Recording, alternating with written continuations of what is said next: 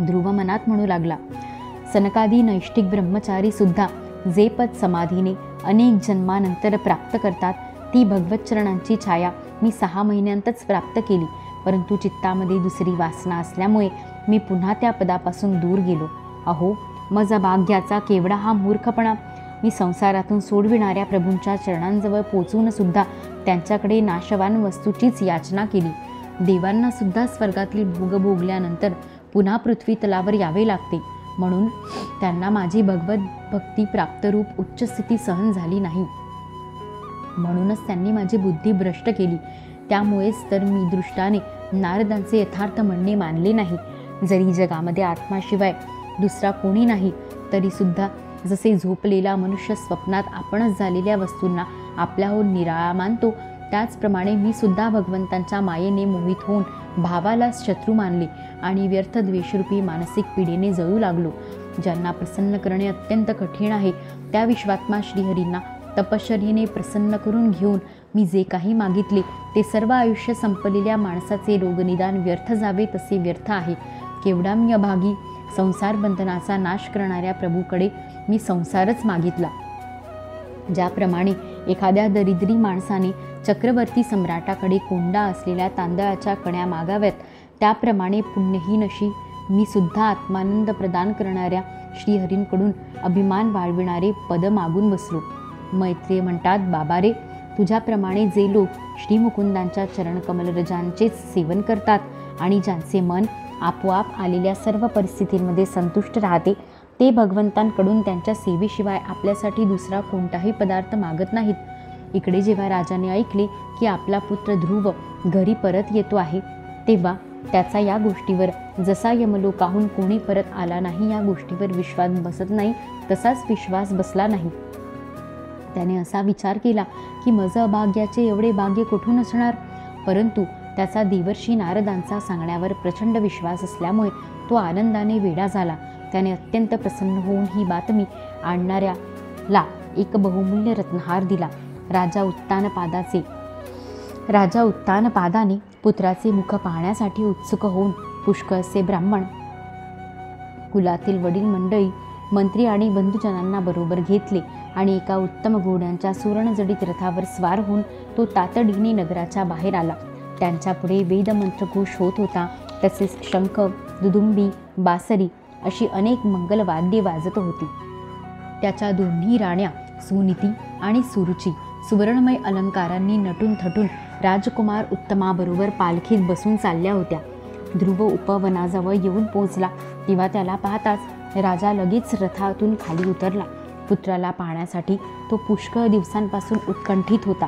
त्याने लगेच पुढे होऊन प्रेमभराने निश्वास टाकीत ध्रुवाला आपल्या मिठीत घेतले, कारण आता प्रभूच्या चरणस्पर्शाने ध्रुवाचे सर्व पापबंधन नष्ट झाले होते.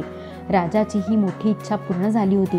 त्याने पुन्हा पुन्हा पुत्राच्या मस्तकाचे अवघ्राण केले आणि प्रेमामुळे झालेल्या थंड आसवांनी त्याला न्हाऊ घातले. त्यानंतर सज्जनांमध्ये अग्रगण्य असणाऱ्या ध्रुवाने पित्याच्या चरणांना नमस्कार केला आणि त्यांचा आशीर्वाद घेऊन त्यांच्याकडून सन्मानित झालेल्या त्याने दोन्ही मातांना प्रणाम केला. सुरुचीने आपल्या चरणांना वंदन करणाऱ्या त्या बालकाला उठवून छातीशी धरले आणि अश्रुगदगद वाणीने चिरंजीव हो असा आशीर्वाद दिला. जसे पाणी स्वतःच उताराकडे धावते त्याप्रमाणे मैत्री आदी गुणांमुळे ज्याच्यावर भगवान प्रसन्न होतात त्याच्याकडे सर्व जीव ओढ घेतात. इकडे उत्तम आणि ध्रुव दोघेही प्रेमभरीत अंतःकरणाने एकमेकांना भेटले. एकमेकांच्या अंगाचा स्पर्श झाल्याने दोघांच्याही शरीरावर रोमांच उभे राहिले आणि नेत्रांतून वारंवार अश्रूंच्या धारा वाहू लागल्या. ध्रुवाची आई सुनीती आपल्या प्राणाहूनही प्रिय मुलाला मिठी मारून सगळे दुःख विसरली. त्याच्या अंगाच्या स्पर्शानेच तिला मोठा आनंद झाला. हे वीरवरा, सुनीतीच्या नेत्रांतून वाहणाऱ्या मंगला आनंदाश्रूंनी त्या वीरमातेचे स्तन भिजून गेले आणि त्यांतून वारंवार दुधाच्या धारा वाहू लागल्या. त्यावेळी नगरवासी लोक तिची प्रशंसा करीत म्हणू लागले, महाराणी, आपला पुत्र पुष्कळ दिवस हरवला होता. मोठ्या भाग्याने तो आता परत आला आहे. हा आम्हा सगळ्यांचे दुःख दूर करील. दीर्घकाळपर्यंत हा भूमंडळाचे रक्षण करील. आपण निश्चितच शरणागतांचे दुःख दूर करणाऱ्या श्रीहरींची उपासना केली आहे. त्यांचे निरंतर ध्यान करणारे धैर्यवान परम दुर्जय अशा मृत्यूवरही जय मिळवितात. अशा प्रकारे सर्व लोक ध्रुवाबद्दल आपले प्रेम प्रकट करीत होते. भाऊ उत्तमासह ध्रुवाला हत्तीणीवर बसवून राजाने मोठ्या हर्षाने राजधानीत प्रवेश केला. त्यावेळी सर्व लोक त्यांची स्तुती करीत होते. नगरामध्ये जिकडे तिकडे मगरीच्या आकाराची तोरणे बनविली होती. तसेच दारांवर फुलाफळांच्या गुच्छांसह केळीचे खांब आणि सुपारीची झाडे लावली होती. दारादारांवर दिव्यासहित पाण्याचे कलश ठेवले होते. ते आम्रपाने, वस्त्रे, फुलांच्या माळा आणि मोत्यांच्या लढींनी सजविले होते. ते नगर सुवर्णमंडित तट, महाद्वारे आणि महाल यांनी सुशोभित झाले होते.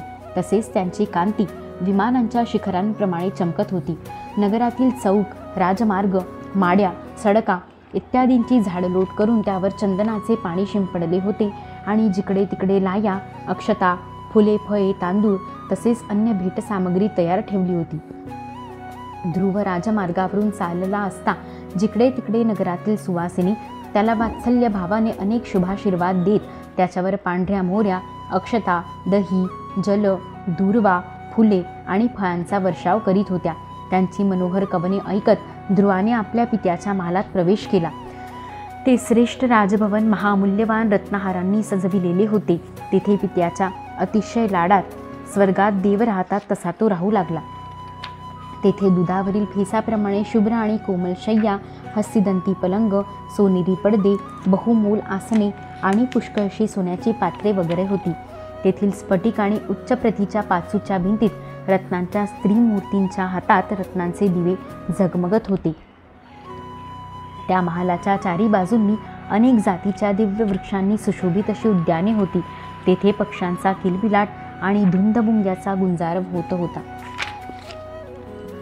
त्या बगीचांमध्ये वैडूर्य रत्नांच्या पायऱ्या असलेल्या लाल, निळी आणि शुभ्र कमळे उमललेल्या पुष्करणी होत्या. त्यात हंस, कारंडव, चक्रवाक आणि सारस पक्षी क्रीडा करीत होते.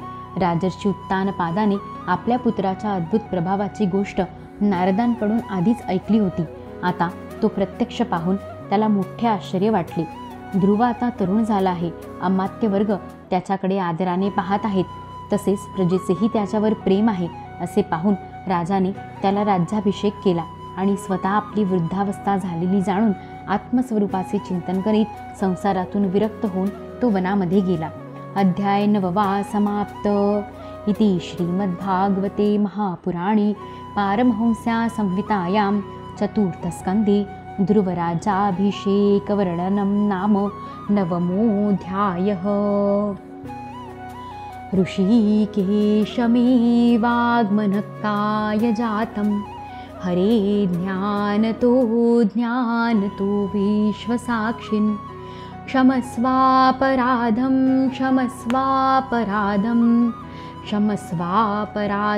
प्रभो क्लिन्नचित्त हृदयान्तरी वसेतु श्रीगुरुमाऊली वरदहस्तधर मम शिरी तव प्रेमलाभो जन्म जन्मान्तरी उद्धारावे चैतन्यघन सद्गुरु हरिराया.